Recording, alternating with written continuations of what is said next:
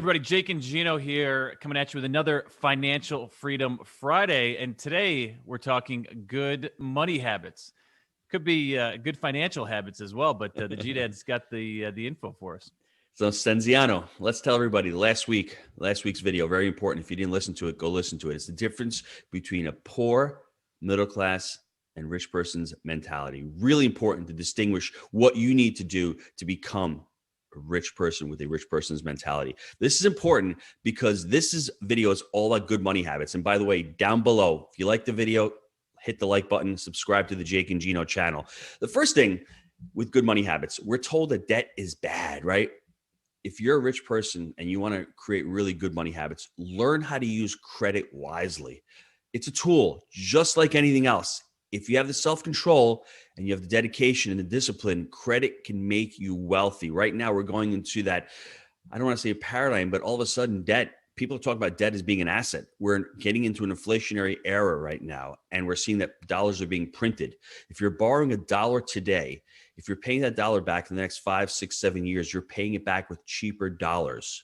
So you're buying assets with that debt. I'm not talking about using credit to go out to buy a car. Let's distinguish between luxuries we have in life, which are cars and vacations and homes, and assets. You need to learn how to use credit wisely, and you need to know the difference between using debt for your business and your debt for your personal. You're levering your business assets to pay for your personal lifestyle. That is number one for having a good money habit. The key here to what Gino's saying is that if you bought a rental property, a multifamily property, and you secure it at a 3% interest rate, okay, and rates go up to 5%, all of a sudden that debt attached to that asset has true value because someone can assume that loan. Okay. Mm-hmm. And when the market's at 5, you're at 3, it's going to keep the value of your property higher. Mm-hmm. Now, Jake, this next one for me was truly revolutionary. If you told me 10 years ago, yeah, do this, it's going to really increase. I've learned one thing. When you focus on something, it tends to grow. Once I started really creating my personal financial statement and actually working on it every month and my net worth constantly, guess what happened?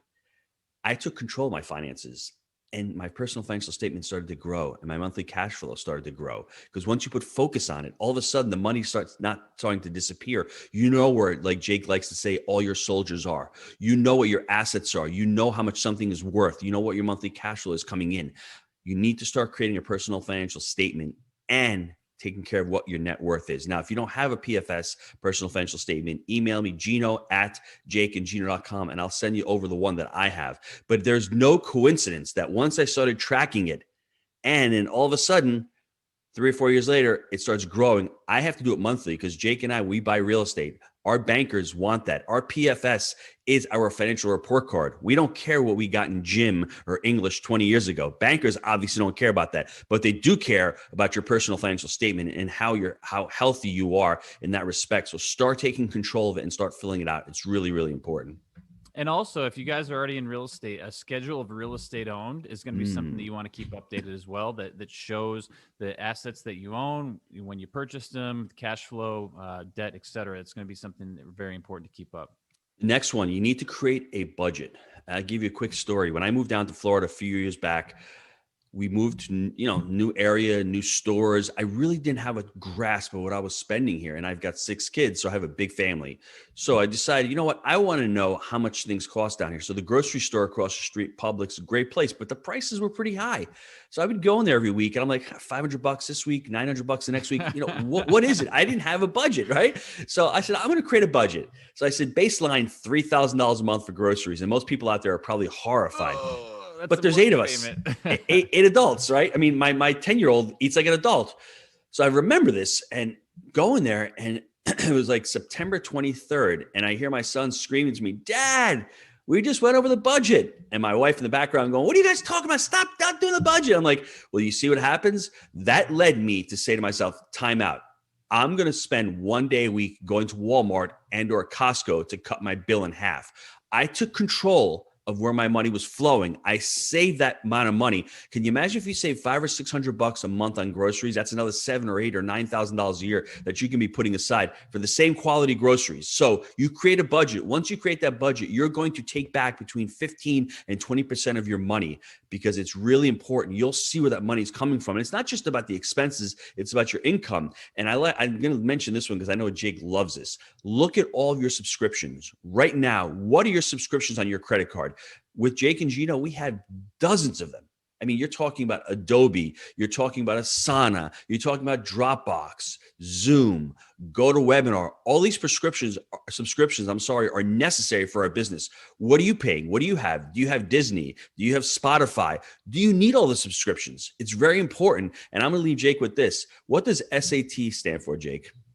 Starbucks, Amazon, and Target. And that is that's literally residual reoccurring expense that's on my credit card statement every month, because that's what my life, she likes to do. She's literally, and this is where it gets bad, is now that they put the Starbucks in the Target. So she goes in, she gets the vanilla frappe 𝒊𝒂𝒊𝒂𝒊𝒓𝒄𝒓𝒆, and then on to, all the other crap that's in Target. But look, it's not a bad thing. I mean, it could be a lot worse. She's not doing the Gucci and the Prada. So I'm good there. But the Amazon's even worse. She's on the app. Oh, we need 14, different baby carriages that collapse down and do this. So it's like, they laugh, we'll have like painters at the house, and then they're laughing because the boxes are just flowing in every day. But it kills you. But here's the other thing. Look, I think in Gino's case, he's got a big family. He's got 8 in the house. Careful with these bulk stores too, because what happens a lot of times when you do shop bulk, you don't use it all and then you end up throwing it away. So it's like, well, it feels like you're getting a good deal. Oh, look at the price per the unit that I'm buying. In Gino's instance, it makes sense. But for a lot of folks, even for us, I mean, we have 5 in the house. Very rarely will we actually get through anything at like a Costco. So, and it's very important. Let's go down that rabbit hole. You go to Walmart, you think you're saving money. Those stores are a trap. Target is the ultimate trap. Target is the ultimate trap. You go in there, all of a sudden I'm buying some shoes, I'm buying some clothes for the kids. I had a budget of $200, and all of a sudden I'm walking out with $300. A really good money habit, if you really want to be disciplined, is take cash out of the bank and use cash in those stores, because credit cards allow you to pay more money. This is where credit can become dangerous, right? You're walking in, you have an unlimited amount on your credit card. Think about that. Think about those purchases. If you're going in there and you have a budget to spend $200 in the store, stay within that budget. It's really, really important. And I always joke around when we go into Walmart or we go in with the kids, I just know that we're going to spend more money than when I was allocated for. So that's really important. 2 shopping carts come out when you hope for the basket, right? Yes. The last one, I think, with a good money habit. Next week, we're going to talk about part 2 of good money habits. But this last one, let's discuss why we're saving. And no one ever really discusses why you're saving when you're in the middle class. Well, you're saving for your retirement, you're saving for college education. That's 20 years down the road. We can't even fathom that. That's the problem. We talk about climate change and all these other things. It's not happening right now. It's happening so far from now.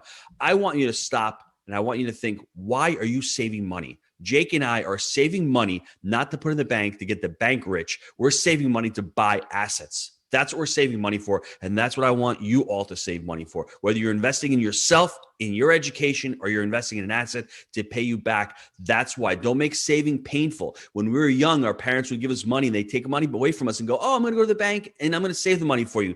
That was painful for us. Link saving to pleasure. Link saving to financial freedom. Link saving to taking control of your destiny. That's what I did. And once I had that realization, I love to put money in the bank. Like I said, what you focus on grows. Once you start putting money in the bank and you start saving and it starts growing, next step is get educated and learn how to invest that money. Here, what you said is so important. And I just want to break it down a little bit. Understand the money game. The Fed, the government, whatever you want to say, they print money. They print all this money. The money becomes worth less. You save that money, you're losing to inflation. You're actually getting poorer. I'm not saying that you don't want to save the money, but you have to save the money and then put it into a vehicle that's going to keep up with inflation. That's why we like apartments. We're able to basically save some money, put it in the apartment as quickly as possible, keep the cash reserves low. That apartment basically is the same thing. It prints money and we're able to continue to raise the rents to keep up with inflation. So as they're printing money and the money's worth less, we're able to charge more. Thus, we're able to keep up with the game that they're playing. And it's all a game, and you need to understand how to play the game.